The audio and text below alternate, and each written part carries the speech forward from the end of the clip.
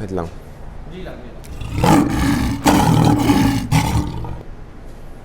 Dili klaro lamas akong glasses. Hi, this is Chef Patrick Ko and welcome to another episode of Medyo Cooking Show. And today we're making kimchi 3 ways. So we're gonna start off with our kimchi and tofu soup. Guys, this is very simple and kaya nino ni mabuhat sa balay. First off, we're gonna get oil, no? And we're gonna get a little bit of kimchi. Guys, this is kimchi na gawa namin. Yeah, we're gonna saute this first, no? Then we're gonna add a little bit of onion and garlic. Okay, Yowza. So, this is gonna form the base of our kimchi soup, no? We're gonna add seaweed and we're gonna add tofu also later on. So now we're sauteing our aromatics, including the kimchi. It's time to add our water. So guys, if you have chicken stock, seafood stock, pwede, but we're trying to make this a little vegan friendly, kumbaga. So para vegetarian soup, just gonna add a little bit of patis, okay, to season.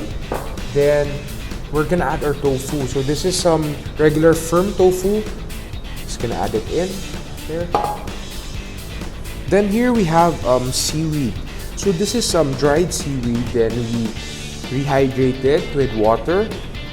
We can add this directly to our soup. No? Yan.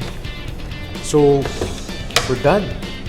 We're just gonna put a little bit of sesame oil to flavor it and some sesame seeds.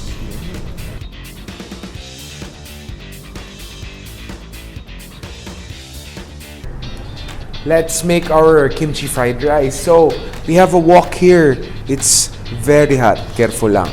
And put oil. Yan. And of course, again, kimchi. Oh, kimchi. Yan. I don't know. I like sauteing my kimchi. Parang it brings out more flavors. Then we're gonna put a little bit of white onion, tapos garlic. Lots of garlic. Then from here we're gonna add this is gochujang. Gochujang is your Korean red bean paste.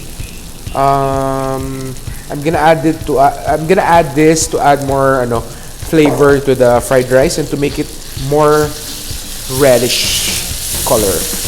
Okay, rice.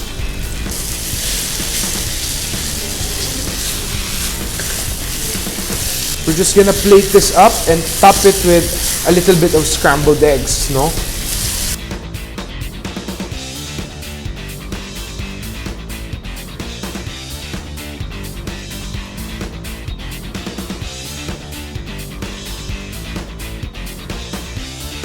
So it's time to make our pork belly, stir-fried pork belly with kimchi. So we have pork belly. Wow, ganda oh. Just gonna slice this into half an inch. Again, not limited to pork belly, pwede chicken. We have hot pan here. Then we're just gonna put some oil. Wow, it's so hot. Let's brown it first. Nice. In goes our kimchi. Put it in one side while we cook our pork belly. Ginger. So juliennes of ginger. I don't know, I like ginger. Let's put lots.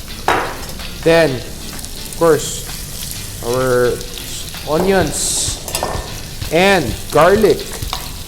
Lahat. Okay, so now we're gonna saute this together. Okay. We're gonna add a little bit of gochujang again, to give it more flavor. And of course, we're gonna season with a little bit of patis. Gonna combine this and toss it a bit. So guys, time to plate this flavorful and very aromatic na pork belly and kimchi.